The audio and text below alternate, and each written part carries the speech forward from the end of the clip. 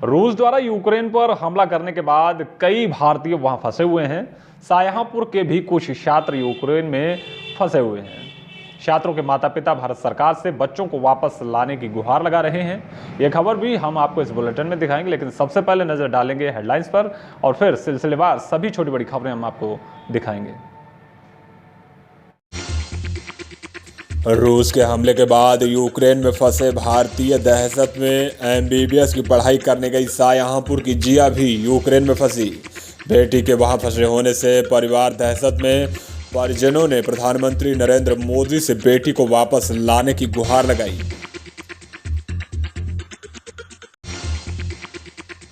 पुआ के सिसैया गांव में महिला किसान ने कानूनगो पर सुविधा शुल्क मांगने का लगाया आरोप।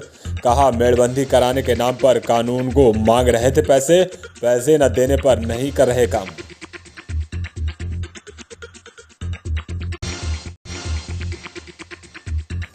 मेहरानपुर कटरा में ट्रेन की चपेट में आकर किशोरी की हुई दर्दनाक मौत।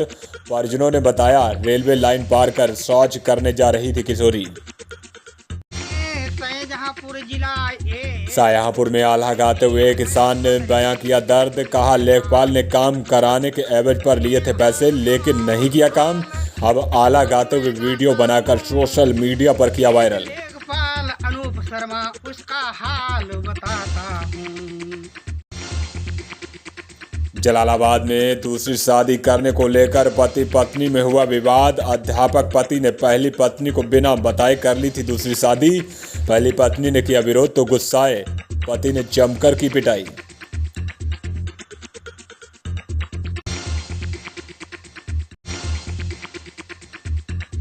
और पुआ में दुकान से मोबाइल चोरी होने का मामला आया सामने। चोरी की घटना सीसीटीवी में हुई कैद।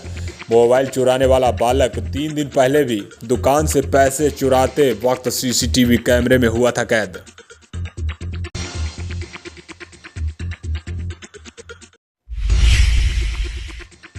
यूक्रेन पर रूस के हमले के बाद रूस में फंसे भारतीय छात्रों के परिवार दहशत में है। शाहजहांपुर के रहने वाले एक परिवार ने भारत सरकार से मदद की गुहार लगाई है।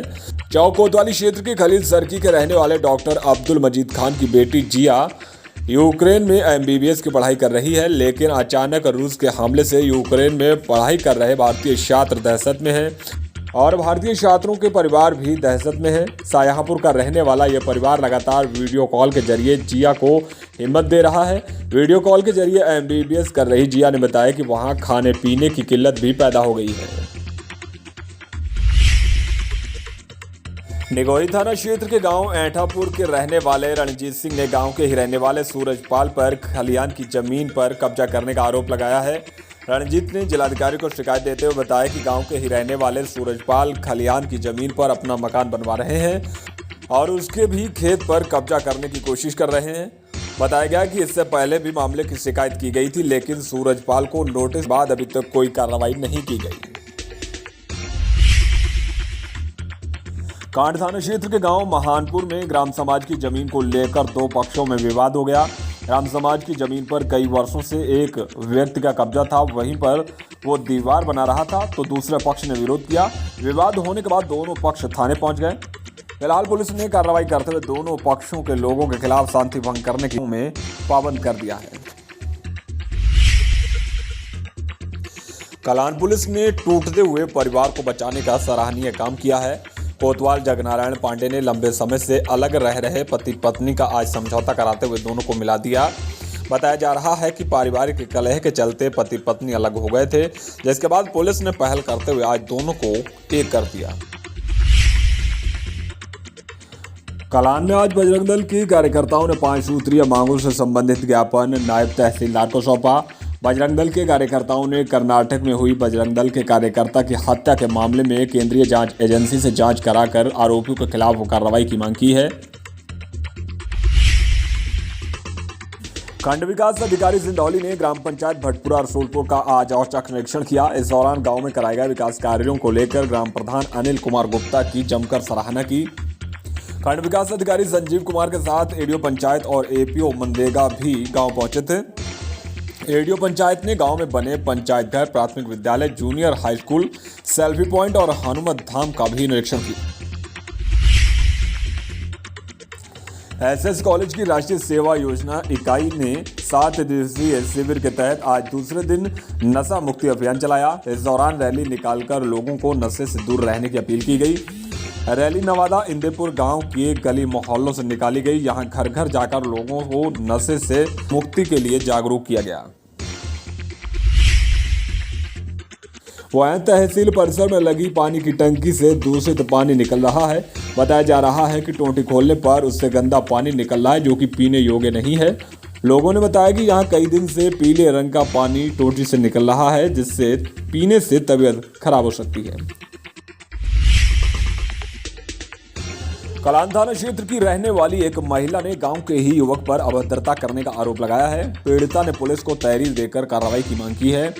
महिला का कहना है कि वह घर में अकेली खाना बना रही थी। उसी दौरान गांव का ही एक युवक घर में घुस आया और उसके साथ अभद्रता करने लगा। शोर मचाने के बाद युवक फरार हो गया। फिलहाल पीड़िता ने पुलिस को तहरीर दे कार्रवाई की गुहार लगाई है। शाहजहांपुर में आल्हा खाते हुए एक किसान का वीडियो सोशल मीडिया पर वायरल हो रहा है। वायरल वीडियो में एक किसान लेखपाल पर पैसे लेने का आरोप लगा रहा है। किसान का आरोप है कि लेखपाल ने काम कराने के एवज में 1900 रुपए लिए थे, लेकिन बावजूद उसके काम नहीं किया। फिलहाल अब पीड़ित किसान आल्हा गाकर अपनी पीड़ा बयां कर रहा है और अधिकारियों से कार्रवाई की गुहार लगा रहा है। वहीं तहसील क्षेत्र के सिसया गांव की रहने वाली महिला किसान गुड्डी देवी ने कानूनगो पर मेड़बंदी के नाम पर सुविधा शुल्क मांगने का आरोप लगाया है। आरोप है कि कानूनगो मेड़बंदी कराने के लिए टालमटोल कर रहा है और काम कराने के एवज में 10,000 रुपए का सुविधा शुल्क मांग रहा है। सुविधा शुल्क न देने पर मेड़बंदी करने से मना कर दिया, ऐसा महिला किसान ने आरोप लगाया है। फिलहाल अब पीड़ित महिला किसान ने जिलाधिकारी को शिकायत कार्रवाई की गुहार लगाई है। मोमोक्ष आश्रम में कल से शुरू होने वाली श्री राम कथा से पहले आज शाहजहांपुर में बाइक यात्रा निकाली गई। मोमोक्ष परिवार और बजरंग दल के कार्यकर्ताओं के सहयोग से बाइक यात्रा निकाली गई थी। बाइक यात्रा शाहजहांपुर के प्रसिद्ध मंदिर बाबा विश्वनाथ मंदिर से शुरू हुई, जो कि नगर के अलग अलग रास्तों से होते हुए मोमोक्ष आश्रम पहुंची। यहां यात्रा समापन हुआ। वहीं में दुकान में घुसकर मोबाइल चोरी किए जाने का मामला सामने आया है। मोबाइल चोरी की पूरी घटना सीसीटीवी कैमरे में कैद हो गई। सीसीटीवी फुटेज के आधार पर दुकान मालिक ने मोबाइल चोरी करने वाले 12 वर्षीय बालक को पकड़कर पुलिस के सुपुर्द कर दिया। आपको बता दें कि पकड़ा गया 12 वर्षीय लड़का बड़ा गांव का रहने वाला है, जिसने 3 दिन पहले पुआया की ही एक दुकान से रैक में रखे हुए पैसे चुरा लिए थे। इसके बाद पुलिस ने बच्चे को नाबालिग समझते हुए उसे समझाने के बाद छोड़ दिया था। फिलहाल अब यहां के निगोही रोड पर बैटरी की दुकान से उसी बच्चे द्वारा मोबाइल चोरी किए जाने का मामला सामने आया है। कांट के राजकीय कॉलेज में स्वास्थ्य विभाग द्वारा कैंप लगाकर छात्र छात्राओं को कोविड वैक्सीन लगाई गई। यहां कैंप लगाकर छात्र छात्राओं को कोविड वैक्सीन की पहली और दूसरी डोज दी गई।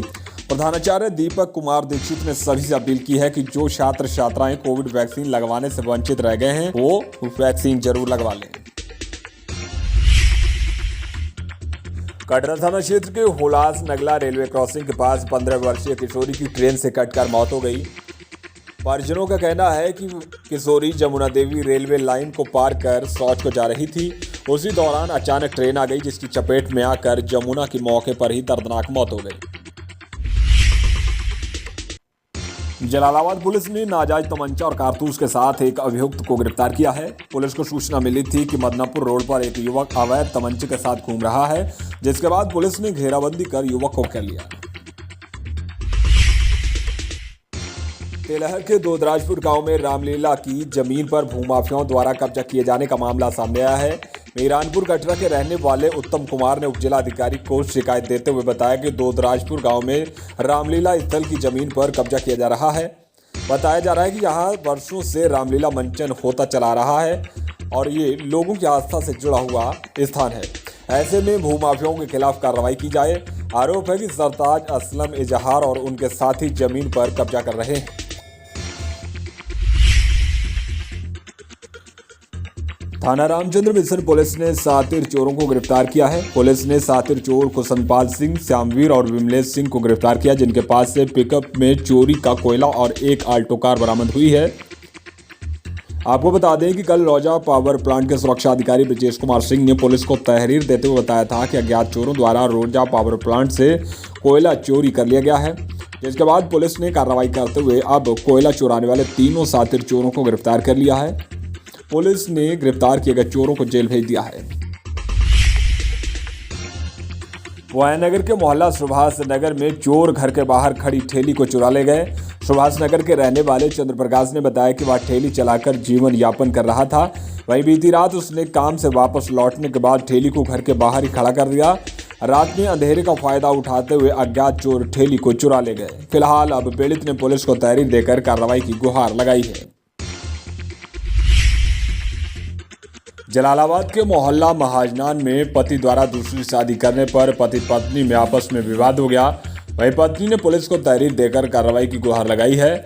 बताया जा रहा है कि महाजनान का रहने वाला अमित अध्यापक है, जिसने पहली पत्नी को बिना बताए दूसरी शादी रचा ली, जिसका विरोध करने पर अमित ने अपनी पहली पत्नी के साथ लाठी डंडों से जमकर पिटाई की। फिलहाल अब पीड़ित पत्नी ने पुलिस को तहरीर देकर कार्रवाई की गुहार लगाई है।